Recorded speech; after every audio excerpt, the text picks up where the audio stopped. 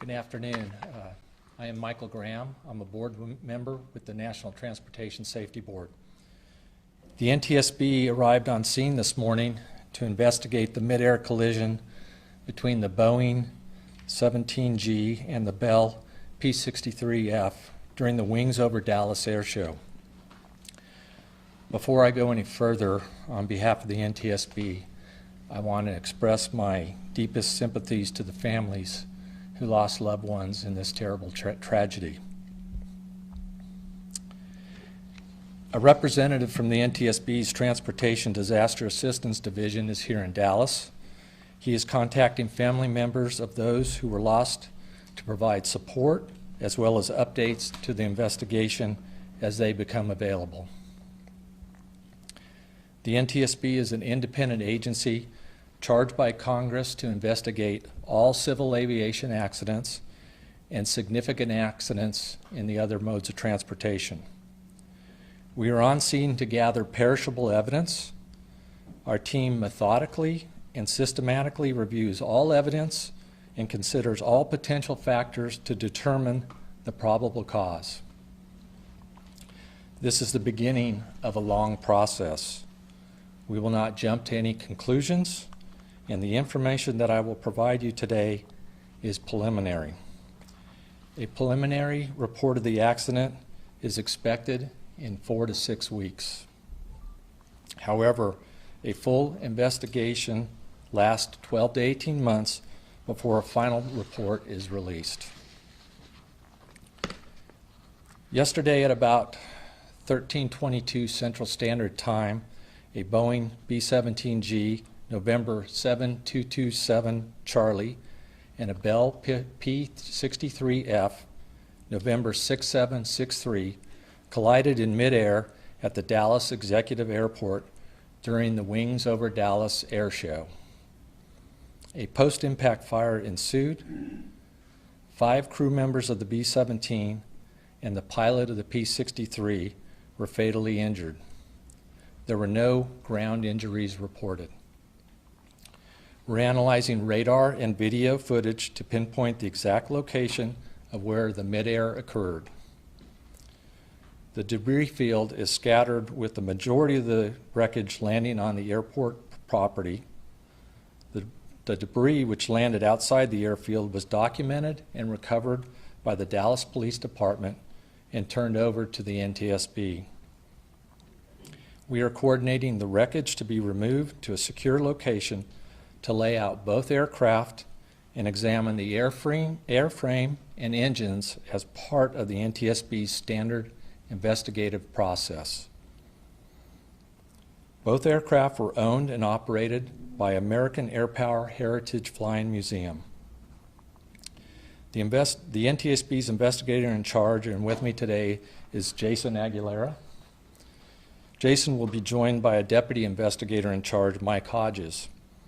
Several other NTSB investigators will be examining the following areas: airworthiness, operations, air traffic control, and aircraft performance. The NTSB's teams on scene investigate activities today include: we began securing the audio recordings from the air traffic control tower. We surveyed the accident site by the NTSB's drone, as well as photographed the scene from the ground to document the accident site prior to wreckage being moved. We have started conducting interviews of the other formation crews and air show operations. Those interviews will continue in the coming days. The content of those interviews will not be released at this time. We are working with the Commemorative Air Force to obtain pilot training records and aircraft maintenance records. Neither aircraft was equipped with a flight data recorder or a cockpit voice recorder, often known as the black box. They were also not required to be equipped with either a FDR or CVR. At this time, parties to the investigation include the Commemorative Air Force and the FAA. As the investigation continues, other parties could be named. If anybody in the public has any photos or videos, we'd like to ask that you please share them with the NTSB, and you could send those to witness@ntsb.gov. Again, that's witness@ntsb.gov.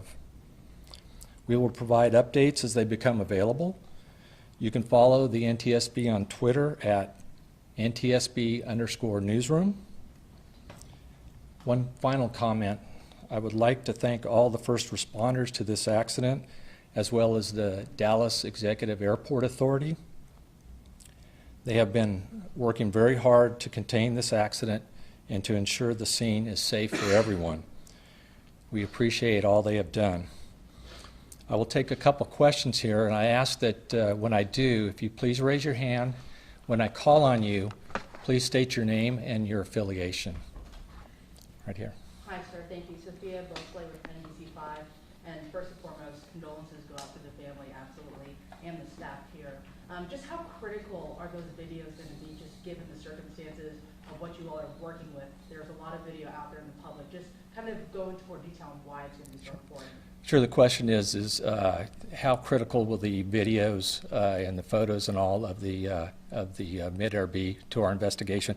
They'll actually be very critical, since we don't have any flight data recorder data or cockpit voice recorders or anything like that. It'd be very critical to analyze the collision and also tie that in with the air traffic control recordings to determine why the two aircraft collided, and to determine basically the how and why this accident happened, and then eventually, hopefully, maybe make some safety recommendations to prevent it from happening in the future.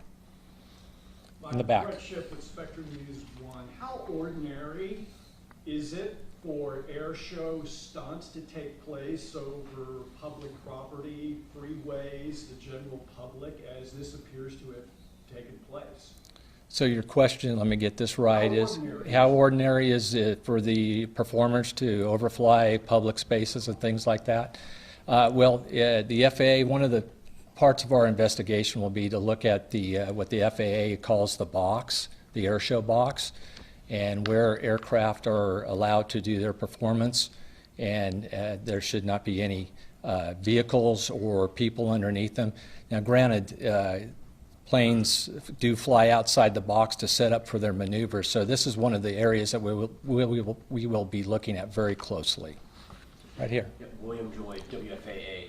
So you talked about not having the flight recorder and the importance of videos.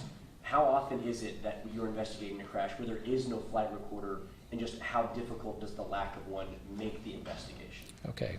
The question is basically how difficult is it for us to determine or to investigate an accident that doesn't have a flight data recorder or CVR, and the fact that we do have a camera or plenty of video, social media videos out there. Unfortunately, many of the general aviation accidents that we see out there, there is no flight data recorder or CVR, and many times there is no video. So it's very difficult for us to determine the probable cause. But the expertise of our investigators and the witness marks of the wreckage and things like that provides us a lot of information. But there are times that we cannot determine the probable cause to an accident. I think there's some over here. Yeah, David Centenary with Fox 4 News here in Dallas. Just reading up on some of these things, and of course we're not the experts, but reading on the above ground level, the AGL, it appears these planes, were at the same AGL or close to it when what we saw in video. Was that an approved part of the choreography, or is that typical to see planes flying that close at the same level to each other during these shows? So the question is basically, was the height level and the co-altitude the approved altitude for these aircraft to be flying? Is that? Yes. Well, that's part of what we'll be determining here, and we were gathering evidence at that time. At this time, we don't have the exact altitude of each one, and one of the things we would probably most likely be trying to determine is why those aircraft are at co-altitude in the same airspace at the same time. And then as far as this show specifically, who would make that decision typically on the choreography if it were the case? So the question is, who would make that determination of where each aircraft would be as far as the choreography is concerned? That is one of the things that we are looking into right now. Obviously, as I said, we're here to collect all the evidence, conduct interviews with the operations, the air show operations, and the other performers. And that'll be part of our analysis over the weeks and months to come to determine that question that you've asked there. Okay, I think there was some over here. Oh, right here. Jeff Cook, ABC News. I think a lot of people watching from home are wondering what, and this is similar to his question, what laws and rules there are surrounding air shows. Obviously a lot of spectators around, obviously there's businesses around, they have to fly over those in order to get into the box. Can you just give us some context onto what rules and regulations there are about putting on these air shows in terms of safety? So, okay, the question is basically what rules and regulations are out there for performances such as an air show. That's part of our process that we're going to be looking at here. Is there is a designated air show box, and then there's also an exemption that the operators are allowed to fly to. These are briefed normally before the performance and everything. They're also practiced, and that's part of the process that we'll be going through, is trying to determine what those process and procedures were and if they were strictly followed. I'll take two more questions. Okay, right here. Again, William Joy, WFAA. I know you said it's still preliminary, but at this point, as you've seen these videos, obviously you've done some of these interviews, is this something that's led you to believe that this is a mechanical failure or a pilot error or what? Okay, the question is basically, do we think it was a mechanical failure or pilot error as part of this? It's too early to tell. Like I said, we're here to basically recover all the evidence of the scene. We're currently starting the removal process of the aircraft, taking it to a secure location where we will look at the airframe itself and the engines and everything to determine that. We will also look into the crew members, and basically we'll look at everything that we can, and we'll let the evidence basically lead us to the appropriate conclusions. But at this point, we will not speculate on what happened. One more.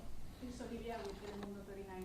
Was there like a practice ahead of the show that same day yesterday? And do you know how long they were up in the air before the crash happened? Okay, the question is, was there a practice before the air show? And you're asking specifically yesterday. And then what was the last part of that again? If you know how long they were up in the air before the accident happened. And how long they were up in the air after that. At this point, I don't have that information for you, but most air shows do practices like this. That's one of the things we'll look into, and we'll look into their policies and procedures, like I said, and the rules, and make sure that they were following the appropriate exemptions. Thank you very much.